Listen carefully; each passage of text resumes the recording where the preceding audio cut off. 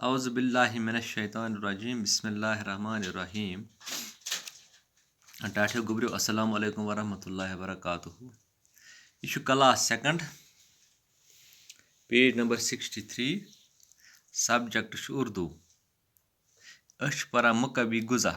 आज गए 3 दो पारन इंशाअल्लाह। आज परो पेज नंबर 63 मज करे रात बे पजे मे सत्र अलबत्ता रात गो पूर पे तथ पे कत कह इंशाअल्लाह वनस करो सह क्लियर। इस करो शुरू पेट कन। मुकवी ग़िज़ा में दूध और गोश्त शामिल हैं।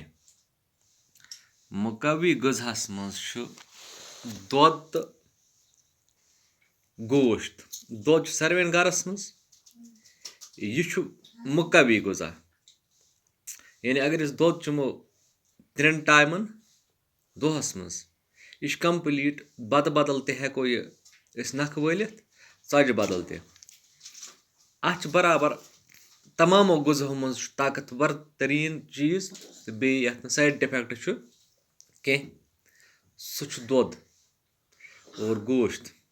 बे गो माज फुल हफ्तस मज 1 फेर हेको खेत या 2 फेर माज पीस यह मुकवी गो ताकतवर ग़िज़ा। कौत वोल ताज़ा फल, ताज़ फल। फल कत वन फल वन आम हालतस मज डून बादम या मूंगफली मगर अथ सत वन दान केल दच संतर या खरबूज तरबूज हिंदवंद यमन तुम वनान यम सारी शिकल तथ ताज़ा फल। दालें दाल तुम पता तुम गर खान दाल यानी राजमा दाल खान, मुठ दाल तुम खान, मसूर तुम खान, मूंग तुम खान, चन तुम खान और सब्जियां मज पता क्या खान सब्जी गंड तुम पता आलू प्याज गोभी फूल गोभी भिंडी शिमला मिर्च साग पालक लहसन त्रावान तथ सत धनिया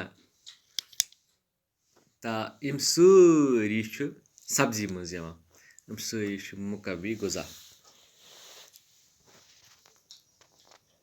जिस्म सेहतमंद हो तो आदमी सब काम कर सकता है। अगर जिस्म